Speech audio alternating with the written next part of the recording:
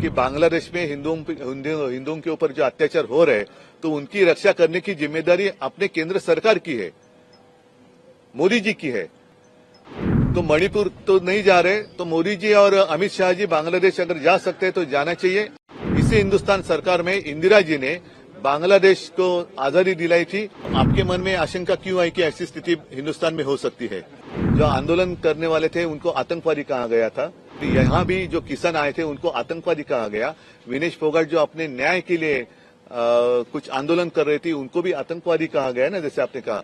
तो यही मैं कहता हूं कि ये एक इशारा है, बांग्लादेश की जो स्थिति हुई है बांग्लादेश में एक इशारा है सबके लिए कि बांग्लादेश में हिंदुओं के ऊपर जो अत्याचार हो रहे हैं तो उनकी रक्षा करने की जिम्मेदारी अपने केंद्र सरकार की है, मोदी जी की है।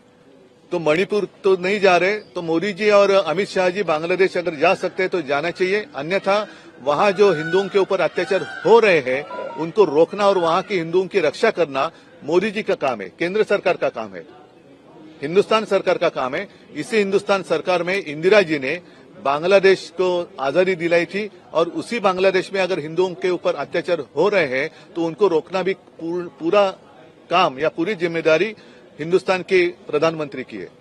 बांग्लादेश में जो कुछ घटना हुई है उसका उन्हीं की भाषा में मतलब ये एक रहते 2-3 शब्द है, एक नैरेटिव होता है, एक मैसेज होता है। तो वो मैसेज पूरे दुनिया में गया है।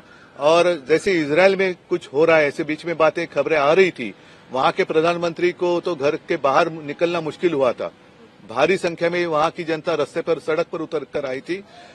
लंका में हुआ, अब बांग्लादेश में हुआ। तो सारे लोगों ने समझना चाहिए कि जो सर्वसामान्य आदमी होता है वो सबसे श्रेष्ठ होता है, बलवान होता है, उसके एक सहनशीलता की मर्यादा होती है, उसका उल्लंघन नहीं होना चाहिए।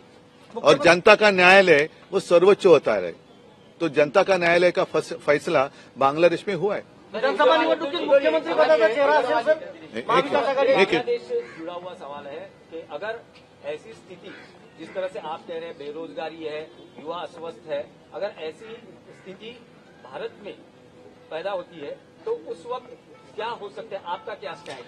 नहीं, पहले तो ये प्रश्न जो आप हमें पूछ रहे हैं तो आपके मन में आशंका क्यों आई कि ऐसी स्थिति हिंदुस्तान में हो सकती है? तो नहीं, मैंने कहा पूरे दुनिया में एक मैसेज गया है। और ये अगर बांग्लादेश में बात हुई है, हमारे पड़ोसी है, पाकिस्तान जिस हालत में हम तो देख ही रहे हैं, लंका में क्या हुआ, इजराइल में क्या हुआ, इजराइल में क्या हो रहा है, अन्य सारे देशों में क्या हो सकता है। तो ये तो कहीं भी कभी भी हो सकता है। और इसलिए मैं कहता हूं कि जो भी सत्ता में बैठे लोग हैं उन्होंने इस मर्यादा का हमेशा ख्याल रखना चाहिए कि जनता सर्वोच्च होती है और जनता का न्यायालय सर्वोच्च होता है। तो उनका फैसला बहुत ही गंभीर होता है।